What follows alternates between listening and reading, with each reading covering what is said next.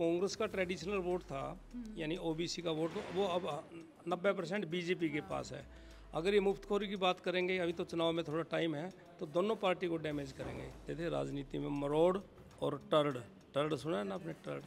अगर रणदीप जी कोई छोटे थोड़े हो जाते अगर भूपेंद्र सिंह हुड्डा को एक चक्कर यहाँ कॉन्स्टिट्यूंसी में कटवा लेते। रणदीप सुरजेवाला के चेहरे को देखना है कि वो उनका लड़का है भाई, कोई काम कुम जहाँ तक है पीछे ले उनकी छवि है जो वो काम आएगी। अमित शाह अपना दाव खेलेंगे, जो भी जीत का हो सकता है। तो ज़रा आप ये बता दें कि जैसे इनेलो का गढ़ रहा है ये क्षेत्र कभी, आज हम ये कहें कि इनेलो का उतना जनाधार नहीं है, तो क्या इस तरह से अगर अभय चौटाला कुछ किसी तरह की कोशिश करें या फिर दुष्यंत चौटाला किसी तरह की कोशिश करें, एक भावुक अपील भी होते हैं इन दिनों के दौरान, वो काम कर जाएगी? मेरा विचार में चौटाला, अभय सिंह चौटाला जी, उन्होंने अलायंस भी किया है बीएसपी के साथ, मगर कोई इतना मैं नहीं समझता कि भी इतना कोई मार्क छोड़ पाएंगे, कोई अपना असर छोड़ पाएंगे। ठीक है, पुराने हैं, पुराने राजनीतिक घराने से हैं, उनकी अपनी जो है एक छवि है अपनी परिवार की वजह से, तो किसानों के लिए भी उन्होंने काफ़ी कुछ किया। मगर अब पीछे जो लोकसभा के चुनाव हुए थे उसमें भी कोई उनकी ऐसी कोई चीज़ नहीं लगी कि भी किसान उनके साथ लग गए हों। तो इससे उनका कोई मैं नहीं समझता कि भी ज़्यादा वो वोट ले पाएंगे। ठीक है, मुकाबले में है, ठीक है, उनकी पार्टी रहेगी मुकाबले में, और अलायंस भी है बसपा से उनका अभय चौटाला जी की पार्टी का, इन लोगों का। तो मैं नहीं समझता कि भी कोई बहुत वो जीते वाली स्थिति में या कंटेस्ट वाली में रहेंगे। तो वो जो है वही कुल मिला के बीजेपी और कांग्रेस ही रहेंगी। बाकी तो किसी ना किसी की वोटें ख़राब करेंगे, किसी की करो वो। अच्छा, सारे जो जेजेपी का लगा लूँ, इनेलो का लगा लूँ, ये या आम आदमी पार्टी का भी इसमें मैं शामिल कर सकती हूँ वोट काटने वाली पार्टियों में? आम आदमी पार्टी बड़े ज़ोर शोर से लगी हुई है। पीछे लोकसभा में भी गठबंधन में आम आदमी पार्टी के जो टिकट हैं वो सुशील गुप्ता जी को मिला था अलायंस में, वो हार गए। ठीक है जी। बाहर जहाँ तक अब ये विधानसभा के चुनावों की बात है, तो मैं नहीं समझता कि भी आम आदमी पार्टी किसी भी क्षेत्र में यहाँ पर विनिंग उसमें है। कैंडिडेट तो सभी क्लेम करते हैं। कैथल में सतवीर गोयल जी हैं, वो कर्मचारी यूनियन के उसके अच्छे वो ऑफिस बीरर रहे हैं, टीचर हैं, उनकी अपने हिसाब से उनकी अपनी छवि है। वो भी क्लेम करते हैं कि हम मुकाबला लेंगे, हम सीट ले जाएंगे। इसी प्रकार से अनुराग ढांडा जी हैं। मैं आम आदमी पार्टी का, आप भी जिक्र भूल गए और मैं भी भूल गया। आम आदमी पार्टी का जहाँ तक वोट का ताल्लुक है, मुफ्तखोरी पंजाब में मुफ्तखोरी कांड वहाँ जीती। और अगर हरियाणा में भी ऐसा कोई प्लान लेके आते हैं, वो अगर चुनाव में कूदती है तो वो बीजेपी को भी डैमेज कर सकती है थोड़ा थोड़ा, और कांग्रेस को भी डैमेज करेगी। क्योंकि जो कांग्रेस का ट्रेडिशनल वोट था यानी ओबीसी का वोट, वो अब 90% बीजेपी के पास है। अगर ये मुफ्तखोरी की बात करेंगे, अभी तो चुनाव में थोड़ा टाइम है, तो दोनों पार्टी को डैमेज करेंगे आप पार्टी। लेकिन डिसाइडिंग फैक्टर नहीं हो सकती आप पार्टी, डिसाइडिंग फैक्टर कहीं नहीं नज़र आती सीट साहब।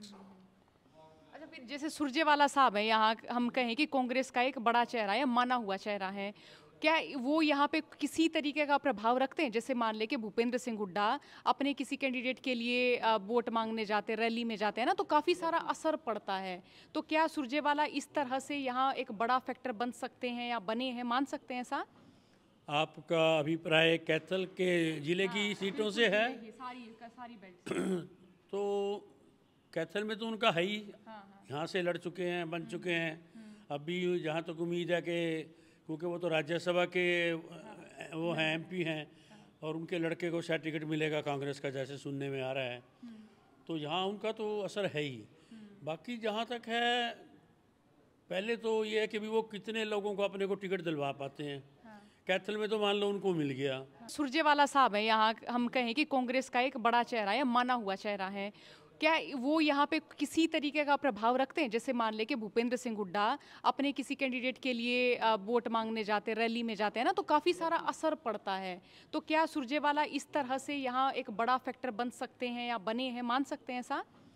आपका अभिप्राय कैथल के जिले की सीटों से है? सारी बेल्ट तो कैथल में तो उनका है ही, यहाँ से लड़ चुके हैं, बन चुके हैं। अभी जहाँ तक उम्मीद है कि क्योंकि वो तो राज्यसभा के वो हैं, MP हैं, और उनके लड़के को शायद टिकट मिलेगा कांग्रेस का, जैसे सुनने में आ रहा है। तो यहाँ उनका तो असर है ही।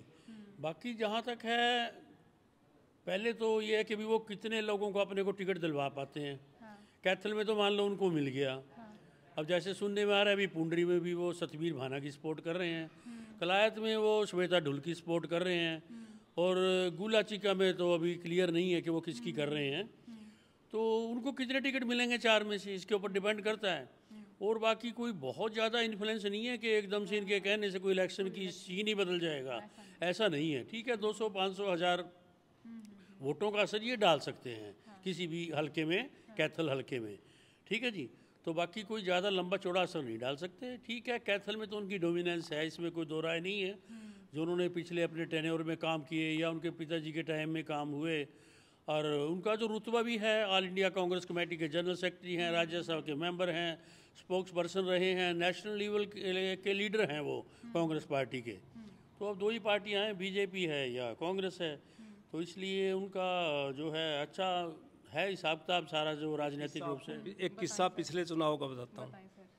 लीलाराम जी ने उनको हराया पिछले चुनाव में। सुरजेवाला साहब को 2019 में हराया। बताते हैं कि राजनीति, चौधरी देवलाल कहते थे, राजनीति में मरोड़ और टर्ड सुना है ना आपने, टर्ड।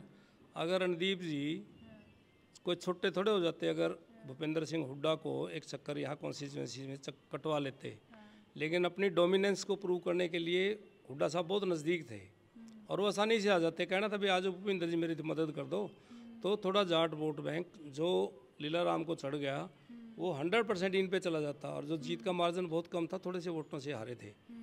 तो कई बार राजनीति में ये बातें बड़ी पे करनी पड़ती हैं बाद में। वैसा उनके साथ पिछली बार हुआ, अदरवाइज़ तो हारने की कोई कह नहीं रहा था ना। बीजेपी कितनी लहर थी, वो जीत तो सकते थे। अब भी कहते हैं लोग जीतेंगे, लोग रुके मारते हैं भी उसको जिताएंगे। अब क्या होगा वो आने वाले टाइम में पता लगेगा।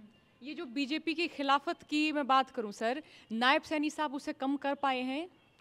उसमें थोड़ा सा उन्होंने, जैसे जो हरियाणा के अंदर सबसे ज़्यादा खिलाफत थी मनोहर लाल खट्टर की जी, जिन्होंने अफसरशाही बहुत ज़्यादा यहाँ पे हरियाणा में बहुत ज़्यादा हावी कर दी। जो पहले काम 100 रुपये का होता था वो अब 1000 रुपये में भी नहीं होता।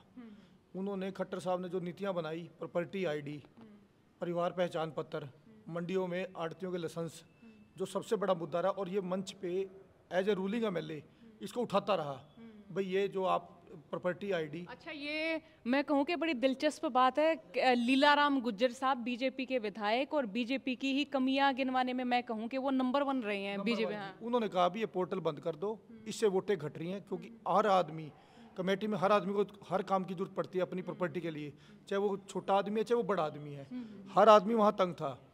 प्रॉपर्टी ID, परिवार पहचान पत्र और मंडियों में लाइसेंस को लेकर जो आड़ती में रोष था, उसका विधायक जी समय समय पर अपना उठाते रहे, पर उनकी वहाँ पे कोई सुनवाई उन्होंने, मनोहर लाल खट्टर जी ने नहीं की, जिसका खामियाजा आज हरियाणा प्रदेश की जनता को भुगतना पड़ रहा है।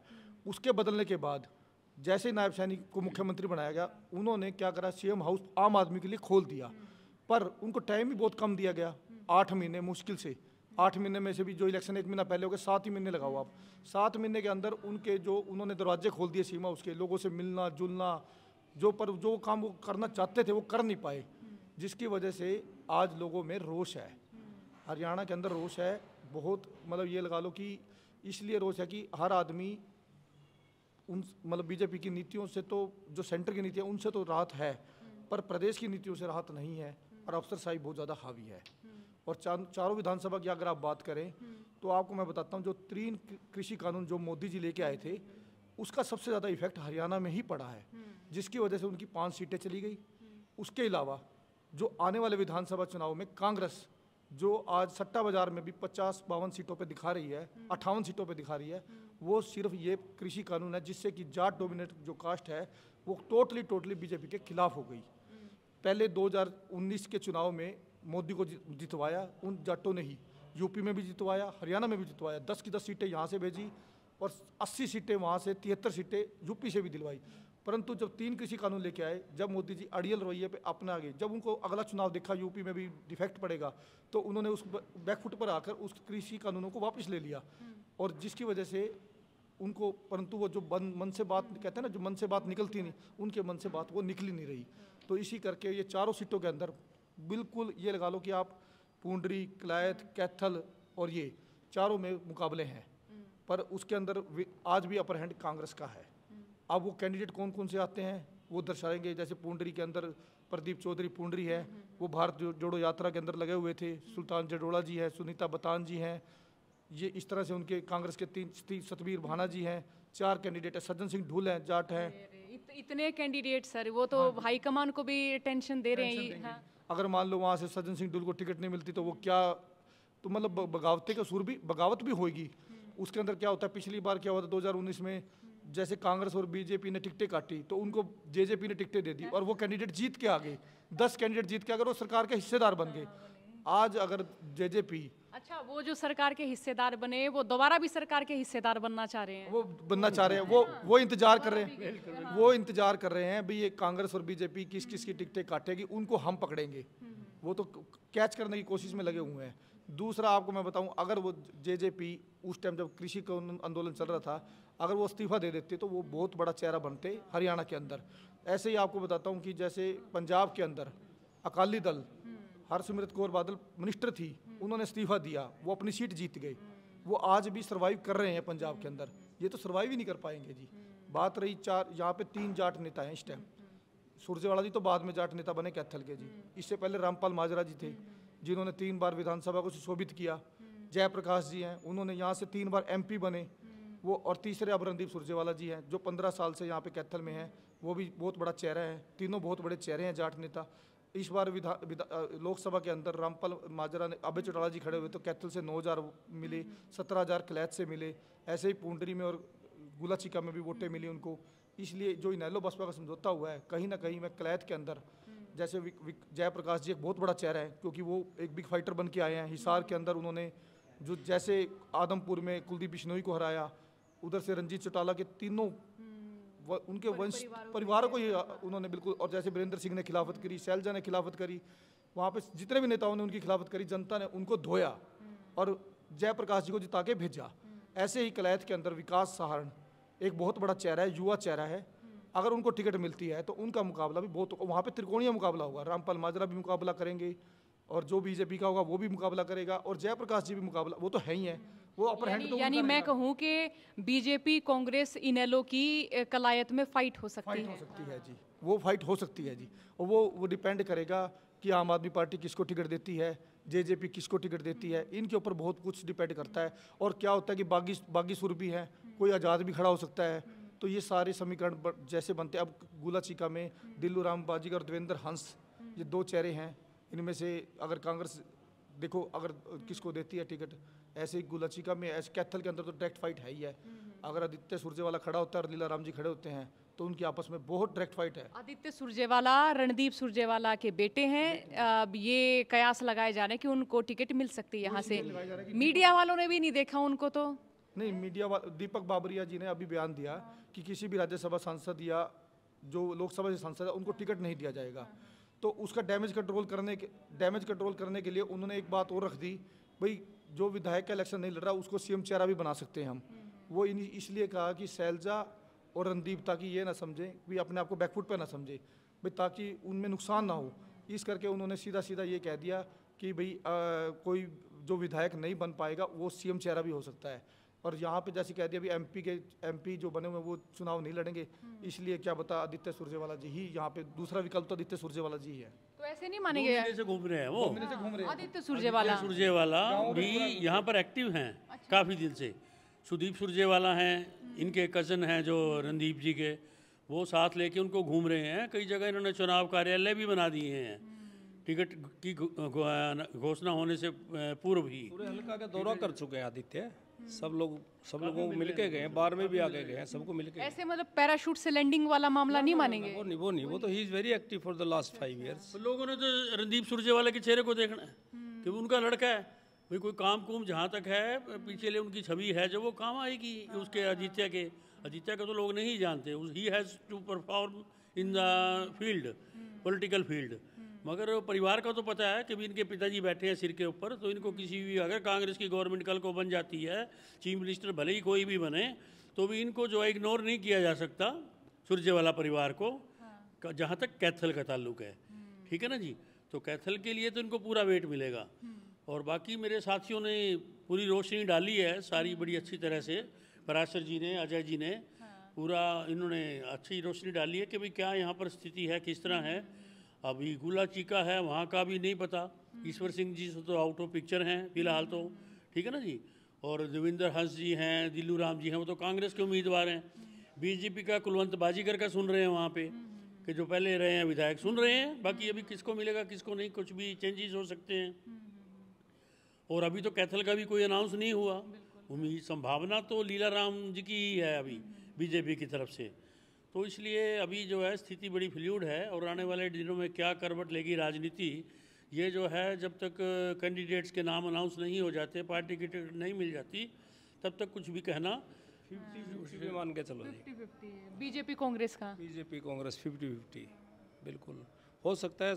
आज़ाद की संख्या 10 की बजाय 12 हो जाए, 13 हो जाए, टोटल 50-50 है अभी आज की तारीख में। आप विनिंग मोड में नहीं कह सकते।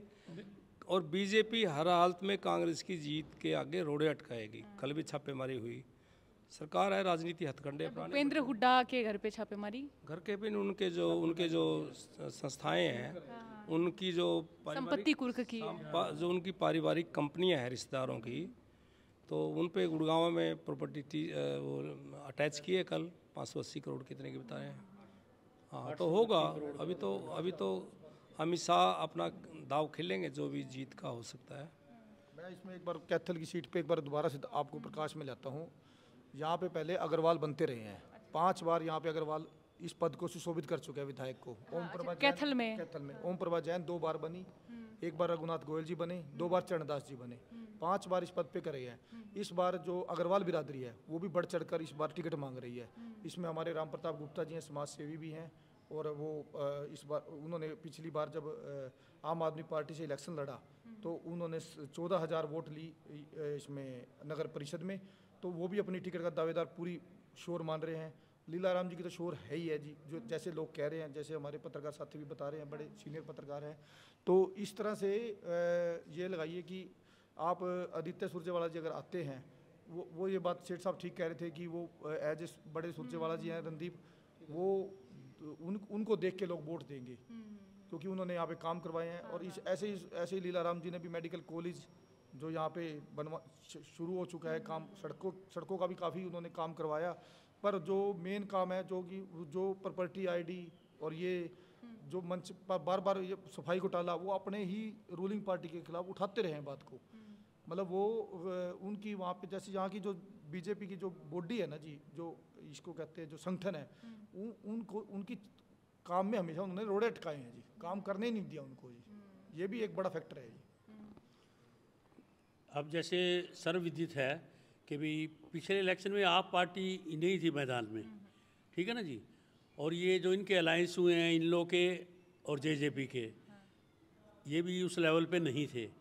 अब ये लोग कितनी वोटें काटते हैं, क्या करते हैं, किसको लाभ होता है, ये तो समय बताएगा आने वाला। मगर ये जो चुनाव है ये बिल्कुल अलग तरह का चुनाव है, ऐसा चुनाव पहले नहीं हुआ, ठीक है ना जी। तो इस बार कुछ जो है अप्रत्याशित होने की भी संभावना है। अंदर ही अंदर मान लो जो ये जो ग्रुप्स हैं उनमें से कुछ वोट सब्सटेंशियल अगर वो वोट ले गए तो उसका नुकसान किसको होगा, बीजेपी को होगा या कांग्रेस को होगा। वो है भी कौन कितनी वोट ले जाता है इनमें से। अगर ये लोग अपना कोई मार्क नहीं दिखा पाते, वोटें नहीं ले जा पाते, तो दोनों का डायरेक्ट का फाइट रहेगा। अदरवाइज जो है वो किसी न किसी पार्टी को डैमेज कर सकते हैं। बाकी रही बात मेरे साथी ने अभी बताया खट्टर साहब का, जो कैथल का एमएलए है आज उसकी जो कमजोरी है उसको गवर्नमेंट ने कमज़ोर किया, मुख्यमंत्री ने कमज़ोर किया, उनके कहने से काम नहीं हुए।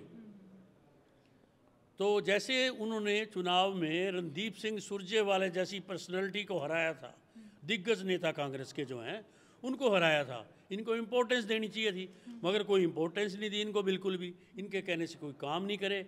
ये तो हमारे जो विधायक हैं वो बार बार अलग अलग प्लेटफार्म से कह चुके हैं बात ये कि भाई मेरी सुनवाई नहीं हुई, तो उसको उन्होंने मजबूत नहीं किया, इस सीट को कमज़ोर किया खट्टर साहब ने। अगर वो इस तरफ ध्यान देते तो शायद ये बीजेपी की स्थिति आज बड़ी मजबूत होती। किसानों के इशू के अलावा और भी जो आम जन भावनाएँ हैं लोगों की, उसमें भी उसको बीजेपी के एंटी करने में मैं अगर कहूँगा कि बीजेपी का जो नेतृत्व है रहा है अब तक स्टेट में, उनका बड़ा रोल है। अगर वो सही तरह से काम करते तो वही कुछ स्थिति और अलग होती, बीजेपी बहुत मजबूत होती, आज इस तरह की डामाडोल स्थिति में ना होती। मैडम मैं थोड़ा सा डिफ़र करता हूँ सेठ साहब से मनोहर लाल जी के बारे में।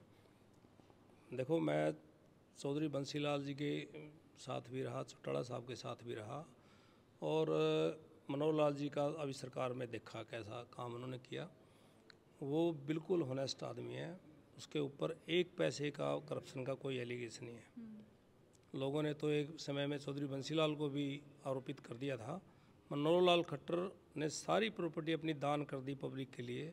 और आप देखिए नौकरियों में कितनी पारदर्शिता उन्होंने की है। मेरिट पे हमारे यहाँ कल्चर डेवलप हुआ है। आप यहाँ से वहाँ तक पैदल जाओगे ना जी, आपको सैकड़ों कोचिंग सेंटर जो डेवलप हुए पिछले 5 साल में। गरीब अमीर किसी का बच्चा जिसने मेहनत करके तैयारी करी है उसने कम्पीट किया, जाटों के भी लगे। और बीजेपी को 20-25% नौकरी के एक्स्ट्रा वोट मिलेंगे, जाट भी वोट करेंगे। आप काकोद गांव में एक ही परिवार के सभी इंस्पेक्टर और ASI लड़के लगे, उन्होंने अपनी बैठक में कोचिंग सेंटर खोल दिया फ्री का। तो ये जो कल्चर डेवलप हुआ, आपको याद होगा रणदीप सुरजेवाला जी से हारे थे उपचुनाव, तो वो केवल इसी वजह से हारे कि बीजेपी ने मेरिट पे नौकरियां लगाई। B.Tech लड़की तो इस PW रेस्ट हाउस में माली थी, चंदाना गांव की, और वो गुलाचिका में कहीं मैरिड है। तो मेरिट पे नौकरियां देना इतना बड़ा काम था। It was a great campaign, और मैं इसके लिए मनोहर लाल जी को पर्सनली बहुत बधाई देता हूं कि उन्होंने बहुत बड़ा काम किया। और आज भी किसी की पर्ची नहीं चलती। आपने ताज़ा देखा होगा, रणधीर गोलन ने अपना लड़का भी कौशल योजना में 20-25 हज़ार रुपये में लगवा पाया, वो भी उसने खुद माना है। कितनी बड़ी बात है, किसी की पर्ची नहीं चली। बाकी लीला राम जी की इस तरह से मैं बिल्कुल सहमत नहीं हूँ। उन्होंने सारी उम्र कहते मेरी नहीं चलती। अगर दम होता तो इस्तीफा देता, भाई मैं तो पब्लिक के बीच में जा रहा हूँ, मेरे काम नहीं हो रहे। पॉलिटिशियन तो ये कर सकता है ना। तो थोड़ी सी ये है कि नौकरी के मामले में बहुत किया। और बीजेपी का दूसरा पॉइंट, पहली बार हिम्मत करी ना बीजेपी ने भी गैर जाट और OBC का चेहरा दिया, नायब सिंह सैनी। कोई आप इस कम्युनिटी के चीफ मिनिस्टर के बारे में सोच भी नहीं सकता कि इस कम्युनिटी का बनेगा। बेशक उनकी पॉलिटिकल एम्बिशंस ही हैं सबकी, बीजेपी ने भी दाव खेला है। जो वोट OBC का कांग्रेस का होता था वो अब बीजेपी के पास है। जाटों का और हरिजनों का जितना मत विभाजन होगा उतना बीजेपी को फ़ायदा होगा ओवरऑल। तो इस कैलकुलेशन से मैं 45-45 पे खड़ा हूँ। बाकी आप आगे देखेंगे समय। हाँ, नहीं, ये पराशर जी की बात ठीक है कि खट्टर साहब ईमानदार हैं, इसमें कोई दो राय नहीं है। नौकरियों में भी मेरिट पे उन्होंने दी है, वो भी दो राय नहीं है इस बारे में कि भी कई परिवारों को जो कि सपने में भी नहीं सोच सकते थे कि हमें कोई रोज़गार मिलेगा, उनको भी मिला है। मगर अगर थोड़ा सा जन भावनाओं को समझ के, पल्स जो पब्लिक की होती है उसको पकड़ के, नब्ज को देख के, टटोल के थोड़ा सा चलते ना वो जनता के बीच में जाके, तो स्थिति बिल्कुल बड़ी अच्छी हो सकती थी, बीजेपी के हक में हो सकती थी। मगर ये पराशर साहब ने भी कहा अभी कि भी खट्टर साहब का बनना, नॉन जाट चेहरे का पहली बार यहाँ पर आना जो है वो एक राजनीतिक वो था एक्सपीरियंस बीजेपी की तरफ से, और जो कामयाब भी रहा। 10 साल तो वो रह गए चीफ मिनिस्टर। अब जो अपना आ रहे हैं सैनी साहब, ये भी एक नया एक्सपीरियंस है। भाई उधर खट्टर साहब गए, उनको सेंटर में ले गए, इनको OBC चेहरे को बना दिया। इससे भाई जो एक छवि बन रही है अभी OBC को ध्यान नहीं देती बीजेपी, तो उसको भी ये कुछ ना कुछ वॉश आउट करेगा इस इम्प्रेशन को। तो कुल मिला के जो है स्थिति अच्छी है, रोचक मुकाबले होंगे, बाकी आने वाला समय बताएगा क्या आपका आखिरी रिएक्शन। मेरा तो ये है जी, जैसे हरियाणा के अंदर कांग्रेस में भूपेंद्र सिंह हुड्डा, दीपेंद्र हुड्डा, तो वही एक सक्षम नेता है दो जो कांग्रेस को ला सकते हैं। और उन्हीं के हिसाब से अगर क्योंकि उनके एरिए हैं रोहतक, सोनीपत, झज्जर और इधर के सारे एरिया लगा लो, तो वो जनता के अंदर बहुत ज़्यादा इस टाइम जनता को विश्वास है उनके ऊपर भी, उनसे भी सत्ता में आए। और क्योंकि जो हुड्डा साहब हैं वो 36 बिरादरी के नेता हैं, 10 साल के उनके कार्यकाल में 36 जात खुश थी। पर बीजेपी के अंदर जैसे अब आप ये लगा लो, आपने लोकल ही आप यहाँ पे लगा लो कि हमारे विधायक के साथ जो संगठन हो गया, चाहे ऊपर मनोहर लाल जी सुनते ही नहीं थे, पदाधिकारियों तक की भी नहीं सुनते थे, वो किसी का वो फ़ोन ही नहीं करते थे किसी अफसर को फ़ोन करना तो वो तौहीन समझते थे जी। तो मैं ये कहता हूँ जो बात वो कह रहे थे सेठ साहब भाई, जो पल्स वो है लोगों की वो पकड़ नहीं पाए, और इसी करके उनको अगर इतने अच्छे होते तो उनको बने रहने देते चीफ मिनिस्टर। वो नहीं उनको नायब सैनी मिलनसार हैं, संगठन में भी पकड़ रखते हैं, विधायक मंत्रियों को भी तालमेल बना के रखते हैं, वो हर जगह तालमेल बना के रखते हैं, जिस कारण आज वो बीजेपी को मुकाबले में लाने के लिए मुकाबले में ला सके हैं। क्योंकि 10 साल की जो इनकम जो इन्वेस्टी होती है वो बहुत ज़्यादा होती है, मतलब आदमी में जनता में नाराज़गी बहुत ज़्यादा होती है 10 साल में। फिर भी नायब सैनी जी बहुत प्रयास कर रहे हैं, और हुड्डा साहब और नायब सैनी में डायरेक्ट मुकाबला है। कौन जीतता है कौन हारता है ये तो आने वाला समय टिकटों के ऊपर होगा। टिकटें किस किस को मिलती है, कैसे मिलती हैं, वो जब मैदान के अंदर जब नॉमिनेशन फाइल हो जाएंगे, वापसी हो जाएगी, कौन कौन मैदान में रहते हैं, उसके बाद लोग प्लस माइनस देखेंगे, भैया हमारा घर का आदमी है, ये हमारे इसके पास हमारी पहुंच है, उस हिसाब से इलेक्शन। तो ये हम ये कहें कि आपने जो कैथल का जो सियासी मिजाज है दोस्तों वो जाना। जब टिकटों का वितरण हो जाएगा एक बार फिर से हम यहाँ पर आएंगे, दौरा करेंगे, और फिर दोबारा हम अब इन्हीं पत्रकारों के साथ बैठेंगे और यहाँ की हम ये कहें सियासी नब्ज टटोलने की पूरी कोशिश करेंगे, आपको सुनाएंगे, आपको बताएंगे। कैमरे के पीछे हैं कोयल दास, कैमरे के आगे मैं सोनिया सत्यानीता। बातचीत को आपने सुना। नमस्कार, राम राम, शुक्रिया।